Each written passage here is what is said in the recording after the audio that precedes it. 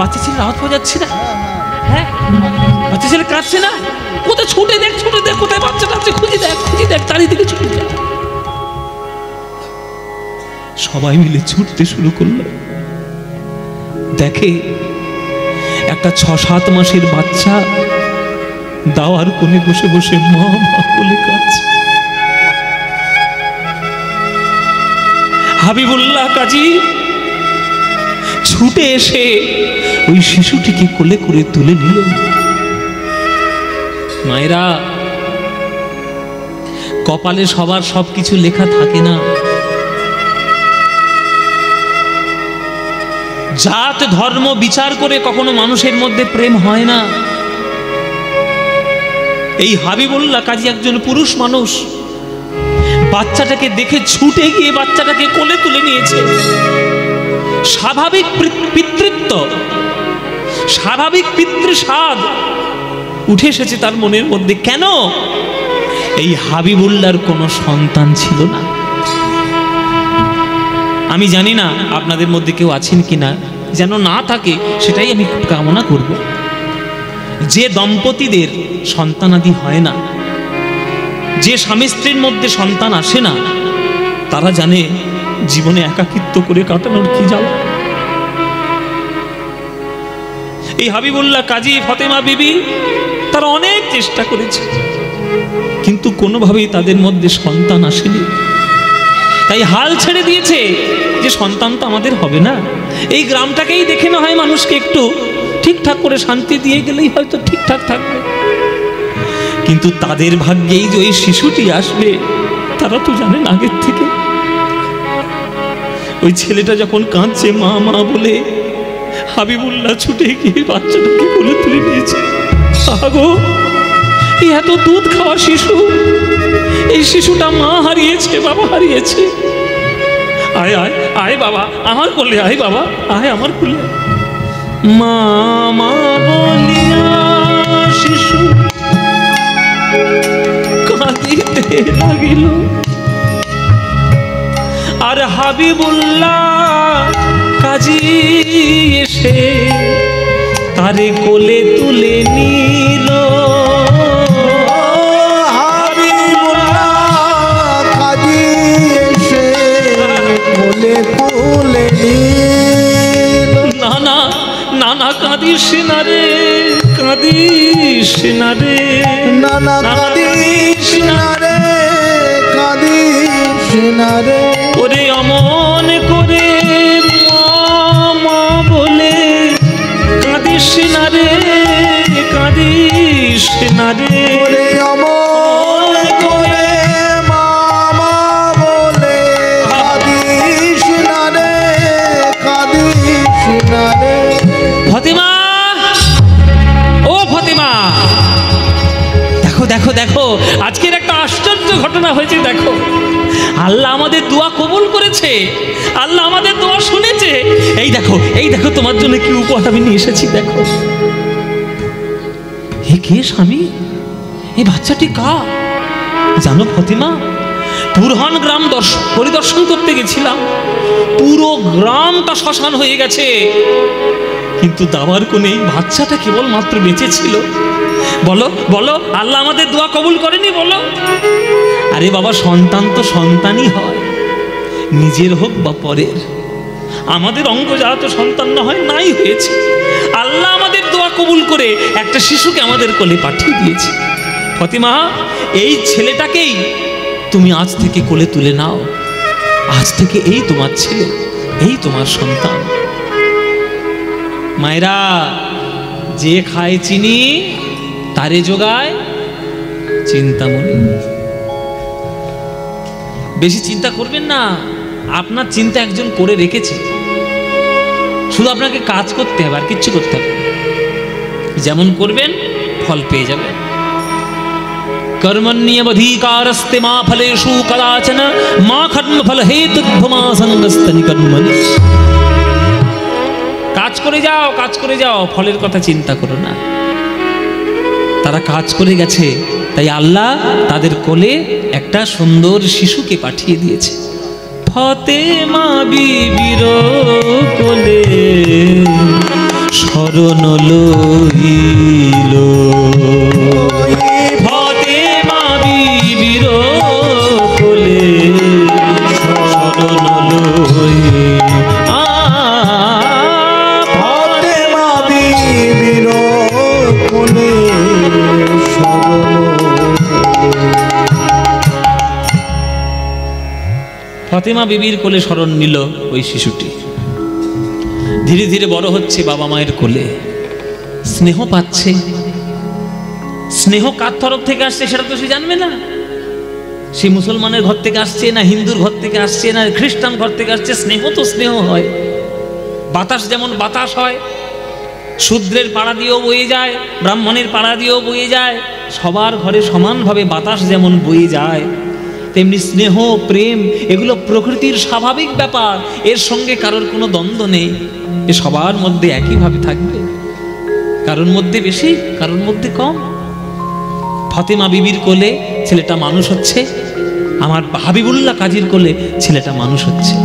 ধীরে ধীরে 1 2 3 4 5 7 8 বছর বয়স হলো হারিসের। হারেস নাম দিল তার বাবা মা। ছোটবেলায় তার বাবা মা হারিয়ে গেছে, তো বাবা মা হারিয়ে গেছে বলে নাম দিয়েছে তার হারেস। হারেস বড় হলো 7 8 বছর মতো বয়স হলো। যার হয় তার 4এই হয়, আর যার হবার নয় তার 84তেও হবার নয়। আপনাদেরকে বলে দিন মায়েরা, যে বাচ্চাটা বড় হয়ে কিছু একটা হবে তার ছোটবেলা থেকে লক্ষণ আপনি বুঝতে পারবেন। ছোটবেলা থেকেই সেই লক্ষণগুলো প্রকাশ পাবে। বুদ্ধি বেশি ভালো হবে, অতিরিক্ত কথা বলবে, আবার অতিরিক্ত রাগও করবে, জেদি হবে। এইসব ছেলেগুলো দেখলে বুঝবেন যে সে ছেলে বড় হয়ে একদিন না একদিন কিছু একটা হবেই হবে। তাই প্রচন্ড প্রতিভাবানকে ছোটবেলা থেকেই বোঝা যায়। এই হারেস কেউ তার বলে দেয়নি, কেউ তার শিখিয়ে দেয়নি, সে ইসলাম ধর্মের ঘরে বাস করে, কিন্তু তুলসী মন্দির দেখলে স্বাভাবিকভাবে গিয়ে তার চরণে গিয়ে প্রণাম করে, স্বাভাবিক চরণে প্রণাম করে, কেউ তাকে শিখিয়ে দেয়নি। আপনারা আজকে যেমন দারোন্দা গ্রামে কীর্তন শুনতে এসছেন, সেখানেও তো আশেপাশে কোথাও না কোথাও কীর্তন হতো, সেইখানে ছুটে যায় হারেস কীর্তন শুনতে। আর কীর্তন শুনতে যায়, একেবারে কীর্তনিয়া সামনে গিয়ে বসে, কীর্তনিয়া কি বলছে শুনবো, কি তত্ত্ব বলছে, কি দর্শন বলছে, কেমন গান গাইছে, কি তাল গাইছে, সমস্ত কিছু শুনবো, একদম সামনে গিয়ে বসবে। তা আজকের একটা গ্রামে কীর্তন হচ্ছে, হারেস শুনতে গেছে। আচ্ছা এটাও বলে দিই, তার বন্ধু বান্ধবরা কিন্তু তার বারণ করে, এই কোথায় যাচ্ছিস রে? হ্যাঁ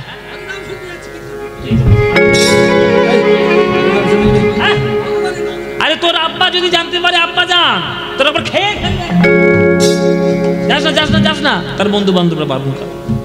কিন্তু লুকিয়ে চুরিয়ে সবার চোখকে ফাঁকি দিয়ে কীর্তনিয়ার সামনে গিয়ে বসে।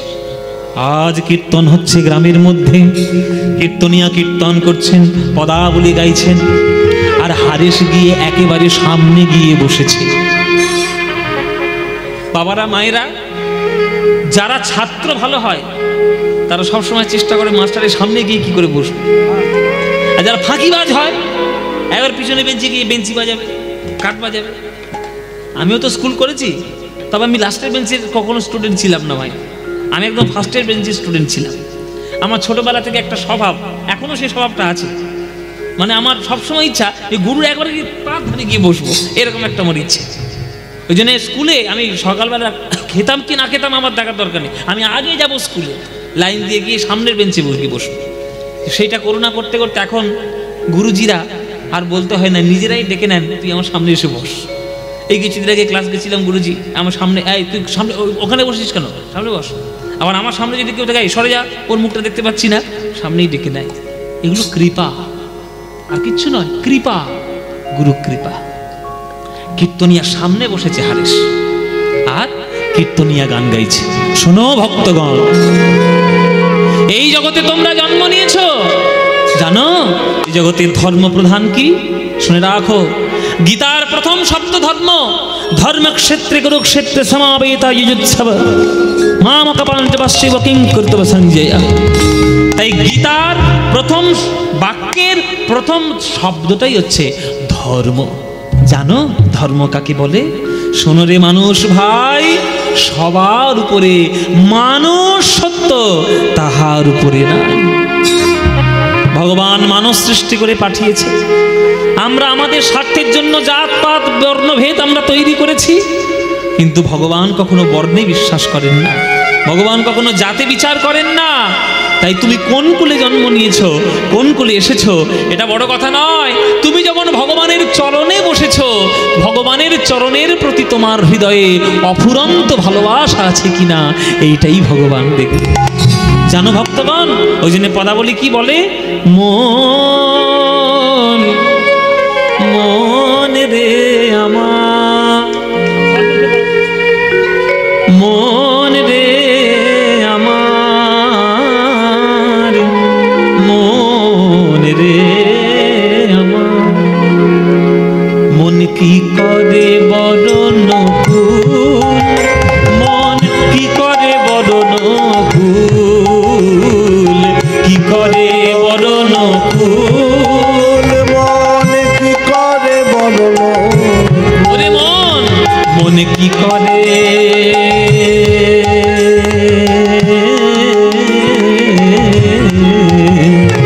মন কি করে বরণ ফুল, মন কি করে বরণ ফুল, ওগো যে কুলে জন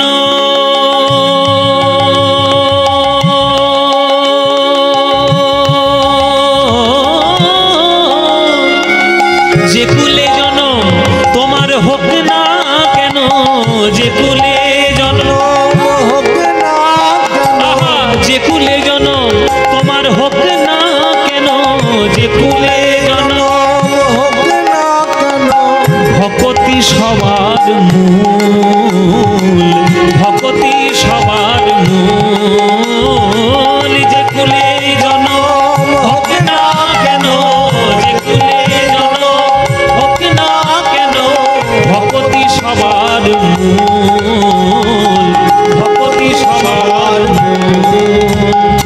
গোপী কুলে ধন্য বীর হনুমান, গোপী কুলে ধন্য বীর হনুমান, ওগো শ্রীরাম কপতরাজ, গোপী কুলে ধন্য বীর হনুমান, ওগো শ্রীরাম কপতরাজ, গোপী কুলে ধন্য বীর হনুমান, শ্রীরাম কপতরা। আপনাদের এখানে হনুমান মন্দির কোথাও আছে বাবা? হনুমান মন্দির চৌহাট্টা না কোথাও একটা আছে না হনুমান মন্দির? হ্যাঁ আচ্ছা, চৌহাটা। হ্যাঁ, ও বড় হনুমান মন্দির আছে। একদিন সীতামা, বুঝলে মায়েরা, সীতামা আয়নার সামনে দাঁড়িয়ে, একদিন আয়নার সামনে দাঁড়িয়ে এইভাবে সিঁদুর পড়ছে, আর হনুমান ও তো বোকা, মানে সহজ সরল লোক, একবার মনটা সরল, হাঁ করে দেখছি এটা কি লাল মতো কি লাগাচ্ছে, তা কপালে দেওয়া হয়ে স্মৃতিতে দিল, কপালে দিল, যখন সেজে গুজে বাইরে এসছে, হনুমান বলছে, মা আমি একটা প্রশ্ন করি। বলছে বল, কি বাবা বল। আচ্ছা মা, এই যে তুমি স্মৃতিতে কি একটা লাল মতো দিলে আর কপালে কি একটা লাল মতো দিলে, এটা কি? সীতামা মনে মনে ভাবছে সব বোনা, এখন হনুমানকে কি করে বোঝায় সিঁদুর কি, ওকে আমি কি করে বোঝাই, ও চিরকাল আজীবন ব্রহ্মচর্য পালন করবো, ওকে কি করে বলবো?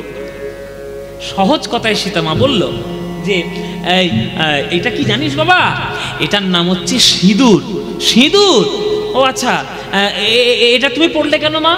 আরে এটা পড়লাম, এই সিঁথিতে সিঁদুর দিলে আর কপালে সিঁদুরের ফোঁটা দিলে তোর প্রভু রামচন্দ্র খুব খুশি হয়, খুব খুশি হয়। ও মা তাই নাকি? হাই, আমি প্রভুর একদিন সেবা করে যাচ্ছি, কই এটা তো আমি জানতাম না, সিঁদুর মাখলে প্রভু খুশি হয়। ঠিক আছে, আজকে আমি জেনে নিলাম, আজকে আমার জানা হলো। বাহ, ঠিক আছে মা, ঠিক আছে, আমি যাই। হনুমান চলে গেল।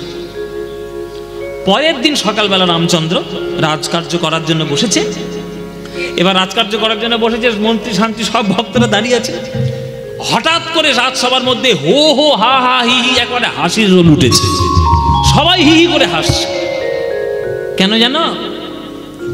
কোথায় একটা সিঁদুরের বস্তা ঘরে পড়েছিল, ঘরের কোণে পুরো ফাটিয়ে ওই হনুমান পুরো গায়ে মেখে একবারে লাল হয়ে ভূতের মতো রাজসভায় ঢুকেছে, পুরো লাল হয়ে। আর তাকে দেখে হাসির কলরব কেউ থামাতে পারে না, সবাই হ্যাঁ। রামচন্দ্র প্রভু পর্যন্ত হাসতে শুরু করলো। এই হনুমান, এই তুই হঠাৎ করে সিঁদুর মাখতে গেলি কেন ভূতের মতো? হ্যাঁ, পুরো মাথা থেকে পা পর্যন্ত পুরো লালে লাল। এবার হনুমান মনে মনে ভাবছে সবাই বোধহয় প্রচন্ড খুশি হয়েছে, ওই জন্য বোধহয় ওরা হাসছে। রামচন্দ্রের চরণ ধরে বলছে, প্রভু এই হল আজই সিঁদুরটা আমি এমনি এমনি মাখিনি, মা বলেছে তাই আমি মেখেছি।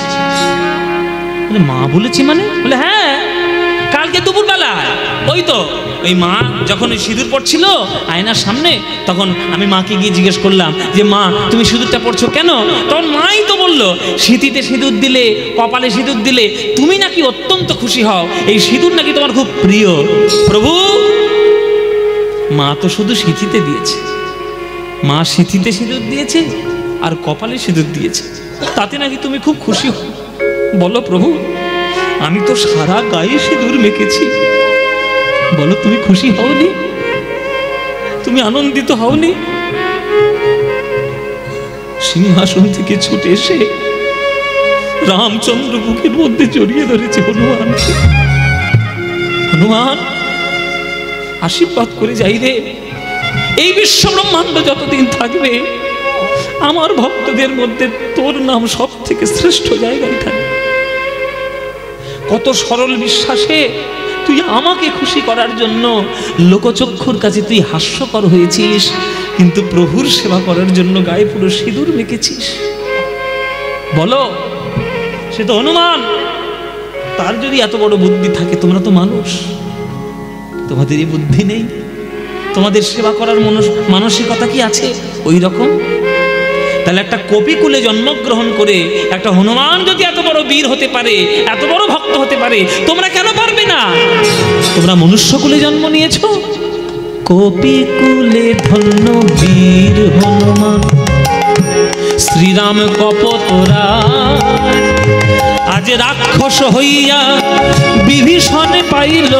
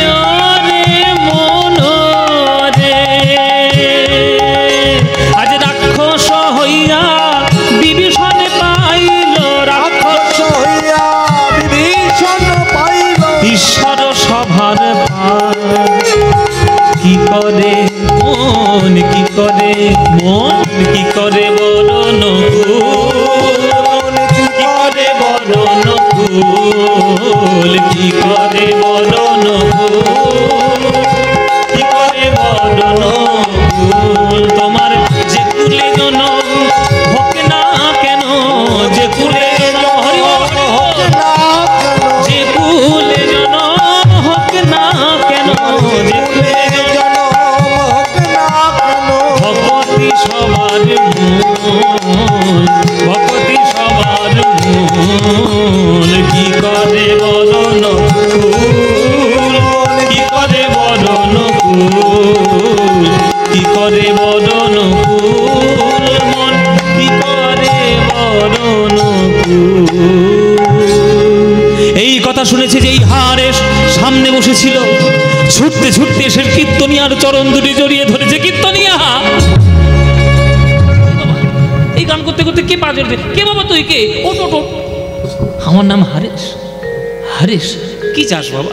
কীর্তনিয়া, তুমি একবার বলো তুমি যা বললে সব ঠিক কিনা? ভগবান কখনো কুলের বিচার করে না, ভগবান জাতের বিচার করে না। না, কেন হঠাৎ করে তুই জিজ্ঞেস করছিস কেন? না, জিজ্ঞেস করছি এই কারণে, আসলে আমি কীর্তন শুনতে এসেছি ঠিক কথা, তবে আমি কিন্তু হিন্দু নই, আমি কিন্তু মুসলমানের ছেলে। কীর্তনে বলছে তাতে কি হয়েছে? আমি কি মুসলমানকে গান শোনাবো না হিন্দুকে গান শোনাবো, এরকম কোনো কথা বলেছি কি? আমি গানটা এক্ষুনি কি গাইলাম যে মন কি করে বরণ কুল। তুই কোন ধর্মের ছেলে, কোন জাতের ছেলে, আমার তো দেখার দরকার নেই বাবা।